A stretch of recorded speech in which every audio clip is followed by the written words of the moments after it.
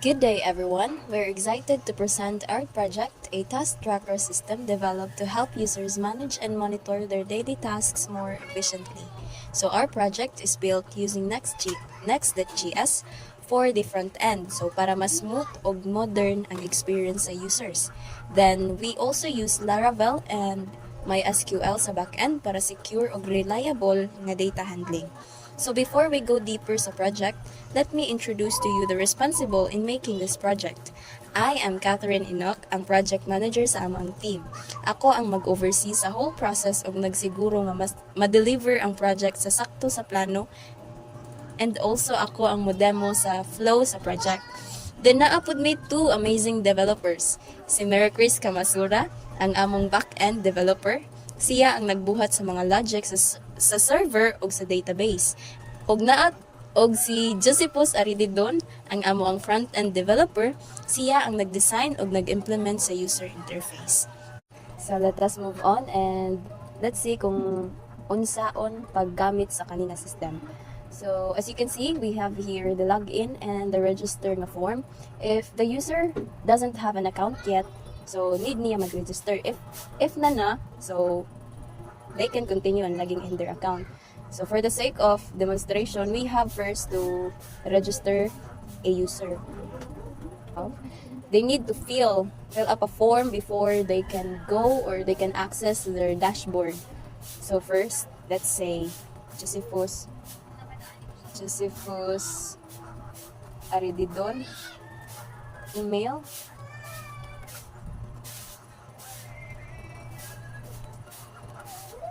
And then password.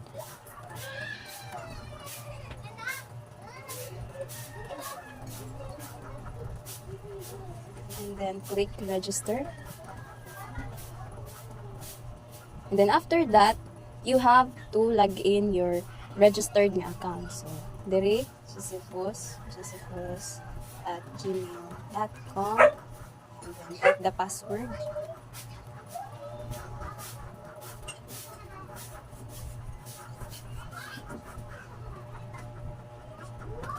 As you can see, na-access na ni Josephus or sa atong gimuan og account sa iyang dashboard. You can see the pending, in process, and complete nga dashboard. And also, under this dashboard is naa siya task report, which is na-categorize into ID number, task, category, task created on, start date, start time, end date, and time, status, and action. So, naapod tayo button to add task. So, let's try adding a task. Let's try adding tasks. And then task, you have to specify what task you have to perform. For example, jogging. And then, we have to categorize the jogging into personal. And then, let's set the start date. For example, tomorrow, you have the jogging tomorrow. And then, set ka og start time. For example, 6 a.m. 6 a.m. And then the end date, the same day, 31. And then lahi lang ang end time.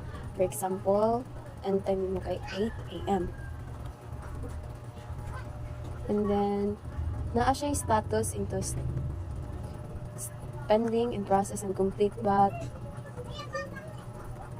we have to remember nga kung magkuan ka og task, dapat nakapending dyan na siya. So, we have to create this. And then, patatak na adto sa iyahang dashboard. So, nakita na diri ang katuyang gipang fill up na form for kanang iyahang task. And then, naatay ID number, which is like 31. And then, the task itself. And then, its category. Task created on. Kanus ano mo siya gibuhat or gihimo na task. And then, kanus pitsahan mo sugdan, and then also the time, napud tay end date and end time, and then the status niya is pending, and then ang action ani niya is edit or delete. So if ever you have completed the task, you can edit it into complete. So arita sa edit, you have to change the status into complete and then update the task.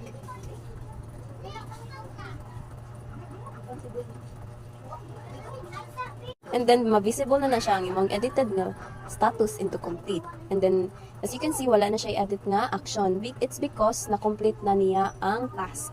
So ang imuha na lang kanang actions nga pwedeng mahimo is to delete the task because it's already completed. So, i-continue na ni Josephus Arididon ang presentation. Iyang i-explain ang front-end na code. And then, followed by Mary Chris Camasura for the back-end. That's all. Thank you. So good afternoon everyone. Ako dahil si Josephus ang front-end sa amo ang team. So mao din ni ang UI na among napili. Akong na-come up para sa kaning nga system which is task tracker. So, explain din ako ang code sa front-end ani. So, front-end. So, atong ko ano ang kaning index. So, ang kaning index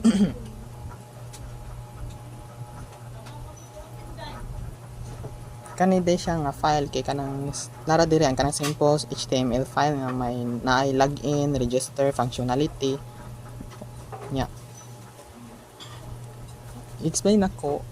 So mo na siya overall structure ni siya sa kanang pagkatong sa login form ug sa register ana po dirang logout.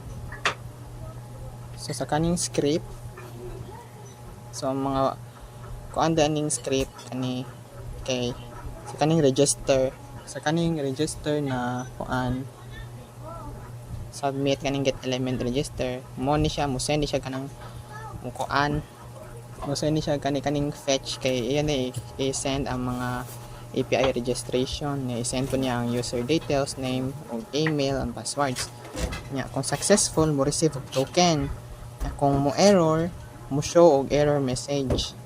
Kung sa login ko pod medyo same ra ni sila mo sa kaning fetching sa kaning login form same ra ni sila og kanang functionalities katong register form kanang mo post yag kanang kuan request para sa API sa login, then i-send din niya ang email ug ang password, then kung successful mo receive din siya token ana nya. Sa logout parehara gyapon ni sila ana mag-send gyapon post request para sa API or logout, then i-include niya ang mga token headers kung successful ba mo delete ang token ana. So, anhi dito sa kaning dashboard, login, o register. So, para asa din na ang kanang kuan, kanang mga page TSX.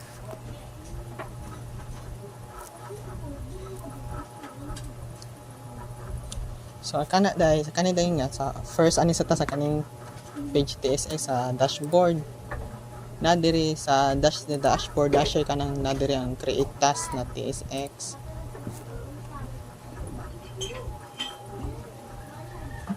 Mo din siya ang kanina yung mga page TSX sa dashboard kaya mo na siya ang main user interface after mag-login where user kanang maka-view ang user sa mga tasks, sa mga table format, makakita siya sa mga task details including ID, task name, category, dates, times, and status. Yung mag-receive siya notification for upcoming task, then maka-delete og task, navigate, or overall mo ni siya ang kanang interface, makita diri ang UI sa dashboard diri sa kuan. So ang kaning login sa login na TSS o same ra gyapon mo ni gyapon ni siya ang kanang UI sa atong kuan, which is nag-provide nagkuan siya mo send siya mga credentials sa mga present siya sa mga credentials sa back end para validate bitaw ang account ana niya, i-store niya mga stores na authentication token para ma-successful ang login, i-redirects niya sa kuan pod diri pod sa page TSX sa login kay redirect niya ang mga users sa mga different dashboard if naman toy kuan admin or kanang regular user kanang customer ba na. So sa registration na TSX na po diri ang murag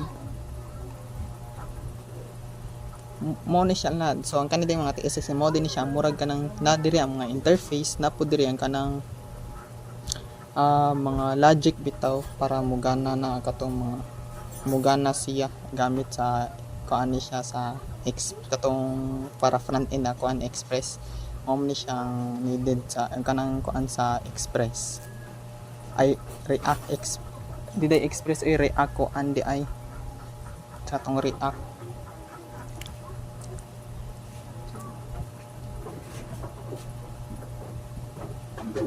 So anita sa kani para asa din ni ang kaning kuan diri sa kani bitang kuan sa login para asa ni siya ang kaning css.ts. So kani di siya kani usa din ni siya kanang director kay usa siya ka TypeScript declaration na file. Nga unsa ni siya kini file ni siya na nag-define sa type para sa CSS modules na TypeScript. Mao ra na siya ang kuan mo. Kung ano siya mo validate ra sa TypeScript sa CSS classes ay mong gigamit sa imong login page para dili mag-error ang code kung import ba o CSS styles ana. So ang kanina anita sa kaning global.css para asa ni siya. So ang kaning global.css kanang kuan ni siya para sa kuan ni siya sa mga styles nga gusto nimo nga magamit sa tibuok imong application, dili lang sa specific nga page ana. So, sa tanan ni siya na kuan designing. So ang kani day so para asa ni siya ang kani next that kuan o kaning config ts kani para asa ni sila. So ang kani ding next nv.d.ts kanang file ni siya na para sa TypeScript configuration sa Next.js na siya, dili ni siya dapat i-edit kay automatic ni siya nga file. Then kaning config ts parehara ni sila, mo automatic lang ni siya kuan if magkay since React man ang front end dato. So ang kaning config JSON mo ni sila ang mga packages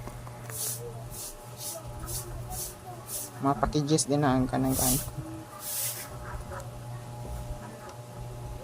So more din siya about sa kuan dai sa front end explanation. So more dito. Thank you.